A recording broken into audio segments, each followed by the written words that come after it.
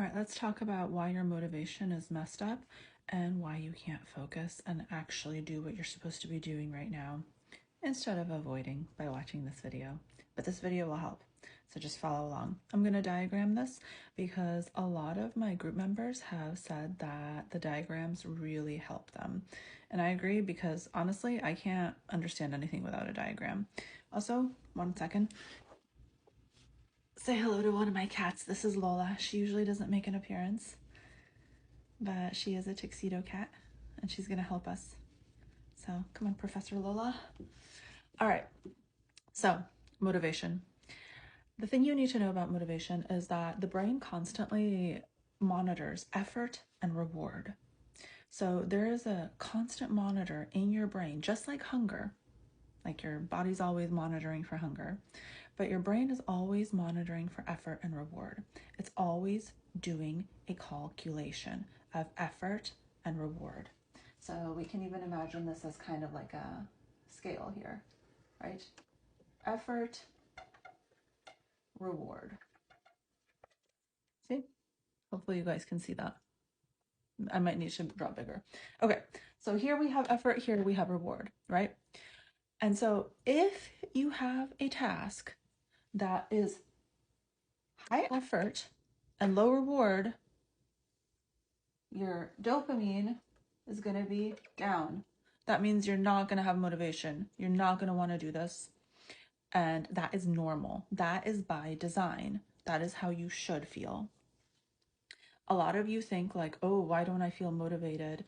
Why do I feel so tired all the time? Because we live in a very ambiguous effort and ambiguous reward society. So this doesn't even have to be low, it can be ambiguous. So if effort is not clear and reward is not clear, the brain does not want to do it. And if you think about it, most jobs these days that are worth doing are things that we don't know how to do. Like the effort is ambiguous, because if it wasn't ambiguous, we would have like AI do it, or someone, that is much lower paid.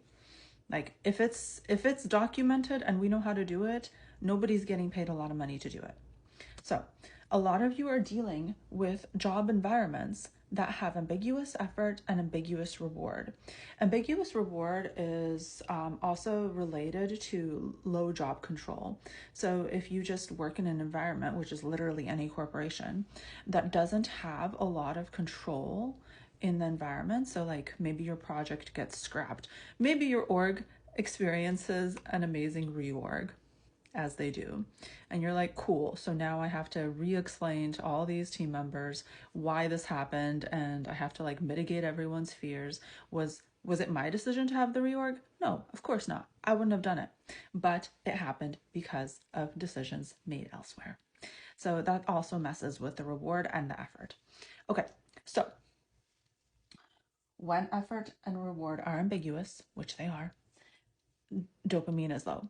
That means your energy is going to feel bad. You're going to kind of experience symptoms of burnout. We actually know in jobs that have ambiguous effort reward, they have a kind of a poor calculation here, that burnout rates are much, much higher. And guess what? If you have ADHD, this calculation is even more messed up, because you need, I think, about like 2 to 3 times more perceived reward to do the same amount of effort as a neurotypical person. That sucks. So that's why with ADHD, or even if you suspect ADHD anywhere on the spectrum, you will have a much harder time getting yourself to do things, because this is going to be screwed up. And what happens here is that essentially your perceived effort is going to be very high, right?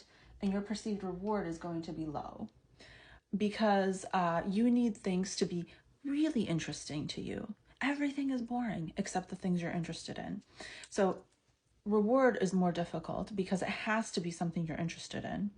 And effort is miscalculated. So with ADHD, we know that effort is often miscalculated. You just have we have a hard time calculating effort. Like we just see it and we're like, that seems like a lot of effort. We don't know how much time this will take. Like neurotypical people can calculate how much time a task will take, neurodivergent people have a really hard time with this. So we're going to struggle. It's going to seem really hard.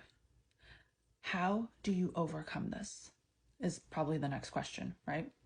Because you're like, cool, thanks a lot for explaining this. Okay, so quick ways to overcome this is to create urgency. So, the timers, all of that type of thing, and to break down tasks, so operationalizing. So the idea here is we want to either create change in reward, or we want to create change in effort. Here, let me see. I can erase this and make this a lot bigger for you guys. Well, that didn't work. Okay. Let me try to make it bigger down here. Okay. So we want to change it on either side of the scale. So we got effort, we got reward, right? So we want to essentially diminish effort, which is often used with operationalizing. So breaking things down into small tasks. Doing like time things like, oh, I'm just gonna do this for 5 minutes, or I'm gonna do the Pomodoro method. I'm gonna do this for 20 minutes and then take a break, whatever, those types of things. That makes it small, right? It makes the effort small. Anything you can do to make the effort small works. Then increase reward. We want to increase the immediacy of the reward. So timers help with that too, as long as you're actually feeling good about the progress you're making.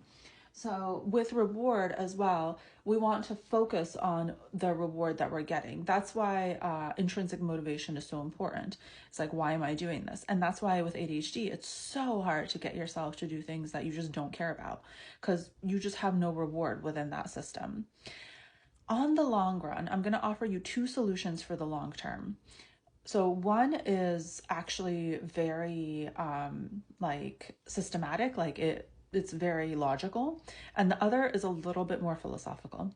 So the first is to actually reset your dopamine. So the idea here is that we need to actually kind of decrease our baseline. So a lot of us are functioning with a very high baseline. So the idea is that we are waking up, we're scrolling, we're doing all of the things. So even kind of mundane tasks that aren't really that bad often feel extremely boring to us, because now we're living in a world of so much stimulation and entertainment.